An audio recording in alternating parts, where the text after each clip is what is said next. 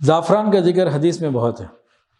حضور پاک صلی اللہ علیہ وآلہ وسلم نے ارشاد فرمایا کہ جنت کی جو گھاس ہے وہ زعفران کی ہوگی، جنت کی جو گھاس ہے وہ زعفران کی ہوگی۔ اب زعفران کے فائدے کیا ہیں؟ ایک تو بڑھاپے کو بھی ذرا لیٹ کر دیتی ہے، اینٹی ایجنگ ہے، اینٹی ایجنگ کریمیں ہم لیتے ہیں نا، عورتیں تو بہت لیتی ہیں، تو زعفران اینٹی ایجنگ بھی ہے۔ زعفران ڈپریشن کو بھی کنٹرول کرتی ہے، یادداشت کو بھی مضبوط کرتی ہے، اور حاملہ عورتوں کے لیے بھی بہت مفید ہے۔ اس کا استعمال کیا ہے، نیم گرم دودھ میں 5-7 بال زعفران کے لے لیں اور ان کو گرم کر کے استعمال کر لیں، دودھ میں استعمال کر لیں، بہت اچھا۔ دودھ میں اگر نہیں کرنا تو نیم گرم پانی میں زعفران ڈال کے کر لیں، کھانے میں 2-4-5-7 اس کے بال زعفران کے ڈال لیں، زعفران اندر جائے گی۔ اس کے بہت سارے فائدے ہیں، اس میں نقصان والی کوئی بھی بات نہیں ہے۔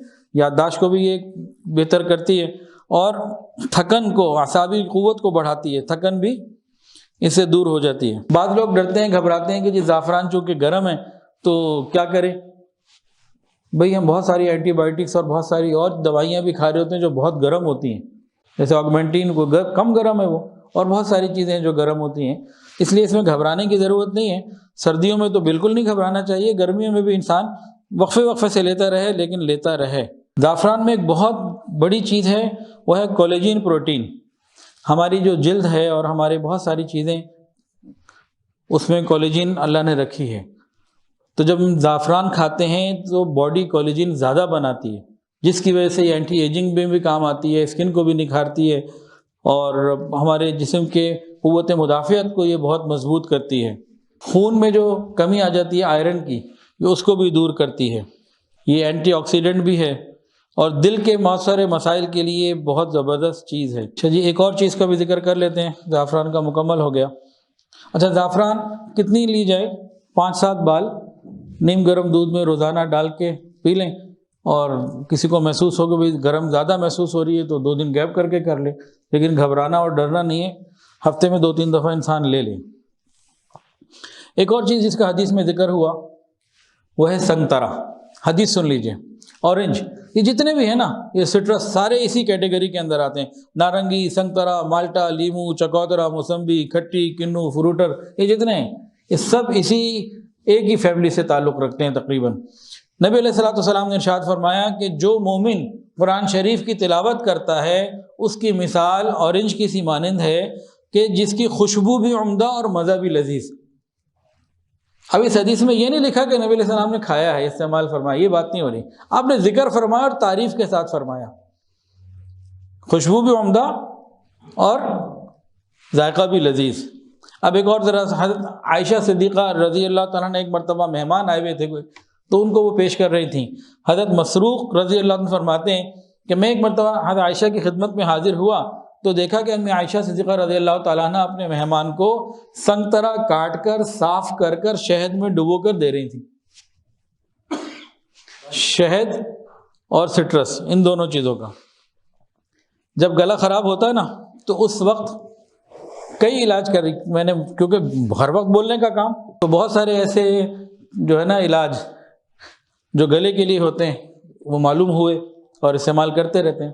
گلا اگر خراب ہو تو ایک لیمو کو نچوڑ لیں، اس کا رس، اور جتنی لیمو کی تعداد ہے رس کی اتنا شہد ڈال دیں، ان دونوں کو مکس کر لیں، یہ گلے کے لیے بہترین ہے۔ ایک چمچہ لے لیں، 1 ٹیبل اسپون شہد کا، 1 ٹیبل اسپون لیمو کا، دونوں کو مکس کریں، یہ گلے کے لیے مفید ہے۔ اچھا جی، سنگترے میں کیا فائدے ہیں جی؟ ایک تو لذت اس کی بہت ہے، پھر یہ دل کی شریانوں کو بہتر کرتا ہے، مسلس کو دل کے جو ہے مضبوط کرتا ہے، اور جتنی بھی نرم ہڈیاں ہوتی ہیں نا، ناک کے اندر، کان کے اندر، جوڑوں کے اندر، انسان کے جسم میں کارٹیلیج کہتے ہیں اس کو، نرم ہڈیاں جگہ جگہ ہیں، ان تمام نرم ہڈیوں کو یہ فائدہ پہنچاتا ہے، ان کے لیے نہایت مفید ہے۔ سوزش کو یہ کم کرتا ہے، اور دمے کی بیماری کو اور کینسر کی جو شدت ہوتی ہے نا اس کو بھی کنٹرول کر رہا ہوتا ہے، یہ کم کرتا ہے۔ ہمارا جو قوت مدافعت کا نظام ہے، امیون سسٹم، یہ سنگترا جتنے بھی ہیں سارے یہ اس کو مضبوط کرتے ہیں، اور ہماری باڈی کے اندر آئرن کے لیے مفید ہے، خون کی کمی بہتر کر دیتے ہیں۔ گردے کی جو پتھری ہے اس کے لیے ہر قسم کا مالٹا، اورنج وغیرہ جتنی یہ سب چیزیں بہت مفید ہیں۔ ہڈیوں کے لیے اور دانتوں کے لیے یہ انتہائی مفید ہے، بلڈ پریشر کو کم کرتا ہے۔ اور اس کا ایک بہت زبردست فنکشن یہ ہے، ناک سے جو یہ مواد نکلتا ہے نا، سیکریشن ہوتی رہتی ہے، یہ اس کو کنٹرول کرتا ہے۔ عام طور سے ذہن یہ ہے کہ یہ نزلے کو، زکام کو بڑھائے گا، یہ بڑھاتا نہیں، یہ کنٹرول کرتا ہے۔ اور وائٹامن سی تو اس کے اندر بھرا ہی ہوا ہے جی، وائٹامن سی تو اس میں بہت زیادہ ہے، جو ہمارے لیے نہایت مفید ہے، اور یہ کولیسٹرول کو بھی کم کرتا ہے۔ یہ بعض فائدے تھے جی، اس کے اور بھی فائدے اللہ نے اس میں رکھے۔ تو اللہ تعالی ہمیں ان چیزوں کے استعمال کی توفیق عطا فرمائے۔ ہم کہیں جاتے ہیں اور کسی کے لیے مٹھائی کا ڈبہ لے کے آتے ہیں، میرے لیے بھی لوگ مٹھائی لے کر آ رہے ہوتے ہیں بعض مرتبہ۔ اب تو کئی اتنے عرصے میں سمجھ چکے ہوں مٹھائی نہیں لاتے، فروٹ لے کر آتے ہیں۔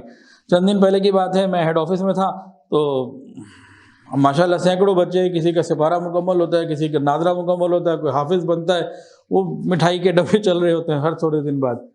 اور سمجھا کے اب تو کافی ماشاءاللہ سمجھ گئے۔ اس دن کیا ہوا کہ مٹھائی کا ڈبہ لے آئے، کیا تھا جی؟ برفی تھی۔ کتنے کی تھی جی؟ 1350 روپے کی۔ تو میں نے کہا اس میں کتنے پیس ہوں گے؟ بمشکل 1 کلو میں 35-30 چڑھے ہوں گے، 40 سے کم ہی ہوں گے۔ بھئی کتنے کی ہے؟ بھئی 25-30 روپے کا ایک پیس پڑ گیا۔